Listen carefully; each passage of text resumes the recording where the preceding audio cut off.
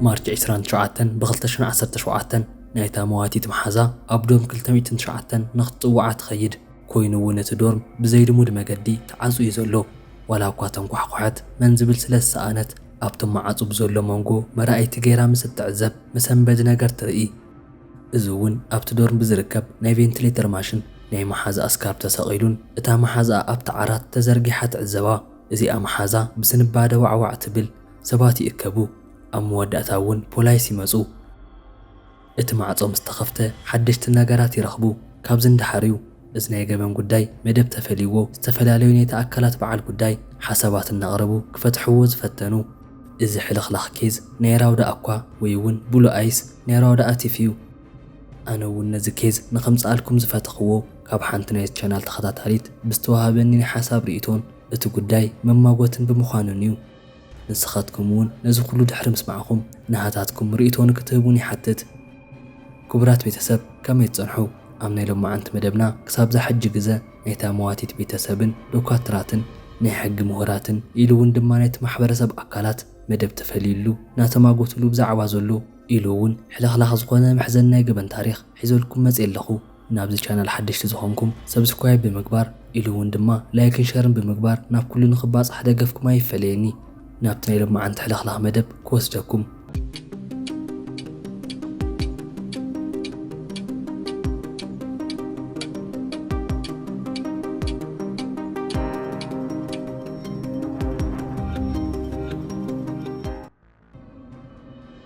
لا دا أكوا بولو آيس ويون بعلت سماوي عين وناني تخونت نستي أملاخ أبزي حوز عدلا قوال كم زخونتي زربلا بملكعة عدمن توتان كيف ليه كلو هنينو زترفلان بملكعة زمار خلان انتخون كمنا أزيو السحبكا كابزوون بيسو بفلتاتا كابتم تمهارلن بيت تمرتتات زودا داريبلان بدك سبات تفترو بزا عدلت تاملكو عطباي أزيات فتو راوداتي فيات بحال أبدو بإسيا بتركب أبتان إشتي مالش وشتي مي عسر شمونته بعسر تشعات تسعان شتشن نابز عالم تمتزق كابناي مسلم عليه تفترت راودا زعابيت اللون أبو مالس وشتي نيرو أمود أزياء تفترو أداليا زهبت تاملك عن يقوال بستوهابا فولي عينتي ناي ماليد بعلت سمياويت عيني ناتبالت تزوع نيرا أمود نيراودا نهيوت قعدت تغيره بحادة تزرقح فوتو ينيرو إذا تريقو زلخم فوتو كاب زرقح أب دقايق وشتي فايرالي واتزق أمود راودا بزي تتصبيتو ملكعو بغلطوف ناي موديلينغ حطوتات كقرب لا يجمر ناي راودا سرع عكالات مستملكعة ناي موديلينغن ناي فوتوشوت تمرات اقوان تخونه أب 14 عدمئة ناب كم زكبت زحيه لاغن فزيما حاسباتو هاي تفلتن كوينوون بحنت فوتو مغنيات نايزي أنا استراودا هيوت بزي تتصبيتو كونتات ملكعو يغير بتسرحم أدفرتايزات بتلعلم فوتوتات أميد ليفت رايزي كونس بستفلاليوني عالمنا هاجرات أفلوت وتركب راودا أبتقدمه كم زبالكوو تفترو عديلات تايا نهاتا كمنان أتحساس بقان أزوي زقرم راودا أبتناي موديلينغ سرح سوعن تفتاري تقوان تخونت حلماغن بصنوع دكتور ناي مخان دليتي نيرو هو دليت تراي أخولا يكونان كتبلو تخولي أخوم كوينوغن نسا التأت الملكعن بتفترو استعدلت لزخونت بتعام نفعتي تمهاريتيا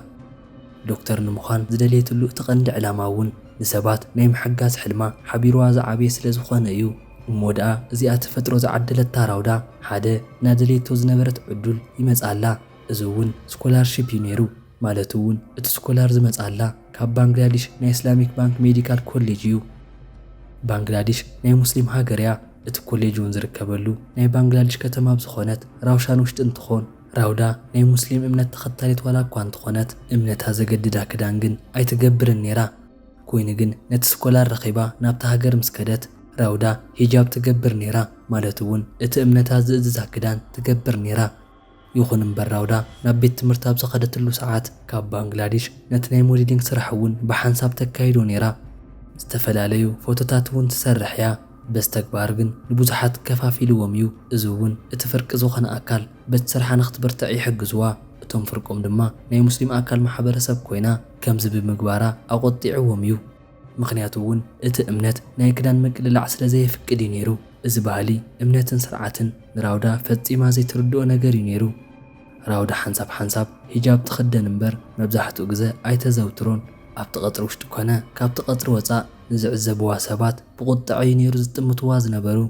ይኹን እምበር ካብ መስሓቅን በትልስልስ ዝኾነ ልሳና ካብ ዝወፁ ትሕታት ቃላት ክፉእ ዘይትፈልጥ ራውዳ ህይወታን ዘንተ ዕለት ዝቕይር ፈጺሙ ትጽቢት ተገብረሉ ነገር ይፍጠር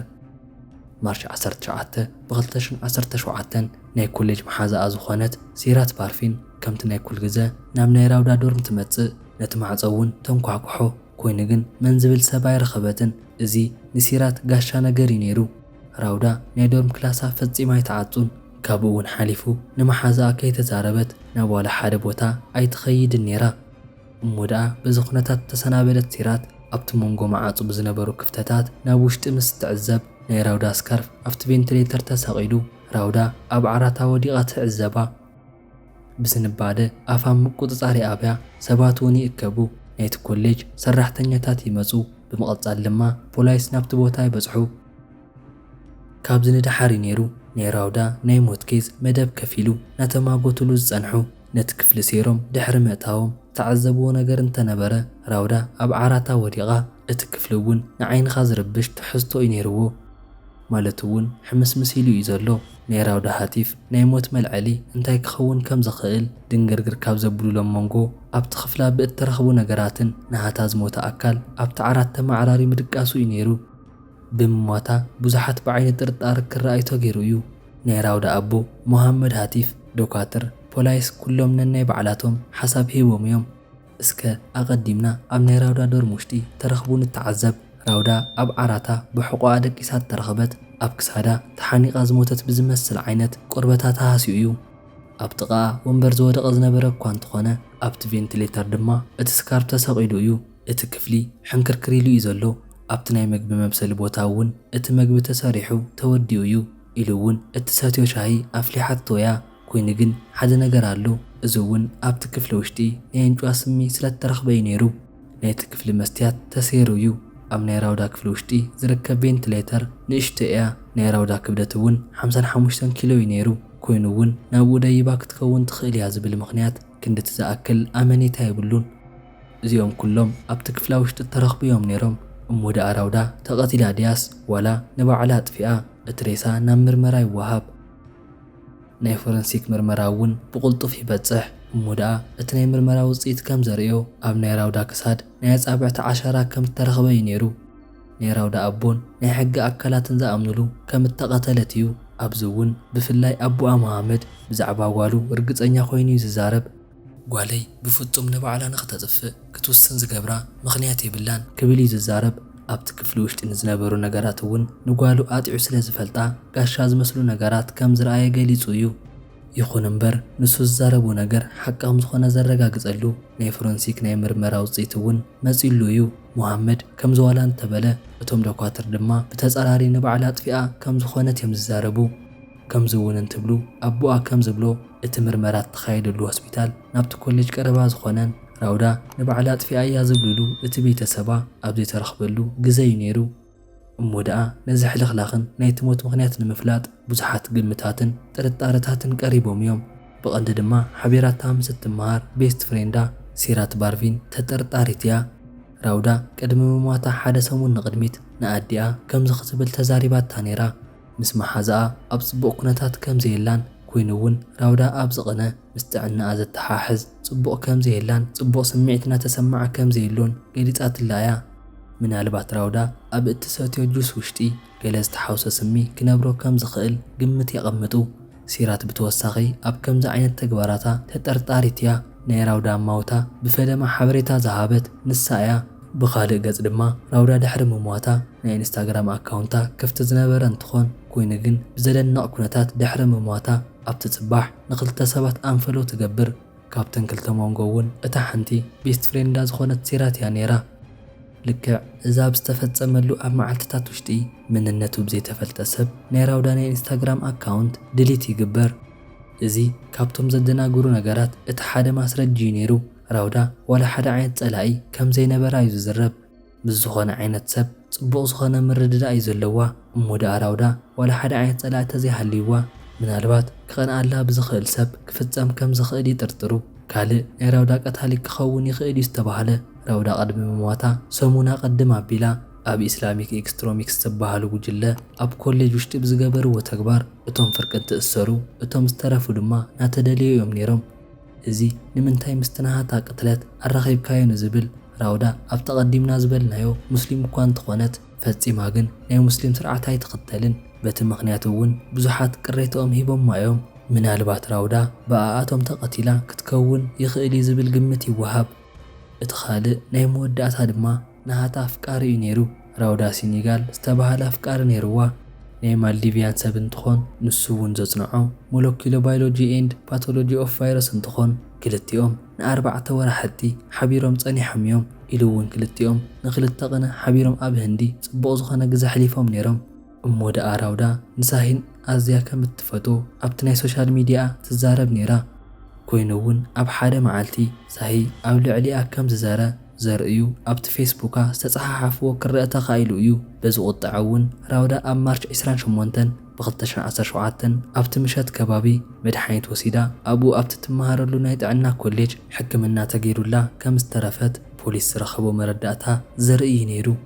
ይኹን እምበር ራውዳ ኣብቲ ምሸት ኣብቲ ቃዕራታ ናይ እንጭዋ ስሚ ተረኺቡ ዋላ እንተነበረ ንዕኡ ግን ንኽትጥቀም ስጉምታ ወሰደትን ንምንታይ ንዝብል ነገር እውን ንፖላይስ ናብ ሕቶ ውሽጢ ኣትይዎም እዩ።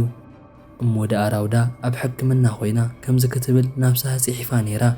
ኣነ ጥራይ ነይረ ኣብ ዓሚቕ ፍቕሪ ዝኣተኹ ንስኻ ኣፍቂርካኒ ትፈልጥን ክፉእ ሰብ ኢኻ ከምዘይ ጽገን ጌርካ ኢኻ ሓሲኻኒ ዋላ ሓደ ተረፈኒ ነገር የለን ብሕታውነት ዝስማዓኒ ከም ዝሞትኩ እዩ ዝርዳእኒ። እቶም መርመርቲ ከም ዝበልዎ ንሱ ኣብ ልዕሊኣ ከም ዝዘመወ ክትቅበሎ ኣይከኣለትን። ነዚ መረዳእታ ዝረኸቡ ፖላይስ ራውዳ ኣብ ዝኾነ ግዜ ንባዕላ ከተጥፍእ ከም እትኽእል እዩ ናብ ግምት ዝኣተዉ። ይኹን እምበር ፖላይስ ኣብ ልዕሊ ሳሂ ዋላ ሓደ ዓይነት ሕቶ ኣይቕረብሉን። ምክንያቱ እውን ንሱ ናይ ባንግላዴሽ ዜጋ ኣይነበረን። ኮይኑ እውን ፖላይስ ብቀጥታ ንባዕላ ጥፊኣ ብዝብል እዩ ኣብ ሪፖርት ዝቐመጥዎ። እዚ ኩሉ ዋላ እኳ እንተተባህለ እቶም መርመርቲ መረዳእታቶም ኣብ ዝቐመጥሉ ናይ ራውዳ ኣቦ ግን መሐመድ ሃቲፍ ፈጺሙ ነዘይተቐበሎን። ምክንያቱ እውን ንሱ ንሃቱ ዝኾነ መረዳእታን ሕቶታትን ስለ ዝነበርዎ እዩ። ካብዚ እውን ሓሊፉ ንጓሉ ኣጸቢቑ ከም ዝፈልጣ እዩ ዝዛረብ። እዚ ኬዝ ክሳብ ሕጂ ካብ ዘይተፈትሑ ኬዛት ውሽጢ እቲ ሓደ እዩ። ናይ ራውዳ ቤተሰብ እውን ኣብ ጓሎም ዝተመንጠልሉ ኣብ ባንግላዴሽ ውሽጢ እዮም ዝርከቡ። ከምዚ ዝኾነሉ እውን ናይ ጓልና ቀታሊ ክሳብ ዝፍለጥ ካብዚ ኣይንኸይድን ብዝብል መሐሙድ ይዛረብ እዩ። ኣብቲ ኮሌጅ ውሽጢ ንራውዳ ሓዊሱ 3 ኣዋልድ ህይወተን ሲኢነን እየን። ልክዕ ከም ራውዳ እውን ናይ ሞተን ጉዳይ ኣይተፈልጠን። እሞ ደኣ ራውዳ ተቐቲላ ወይስ ንባዕላ ጥፊኣ?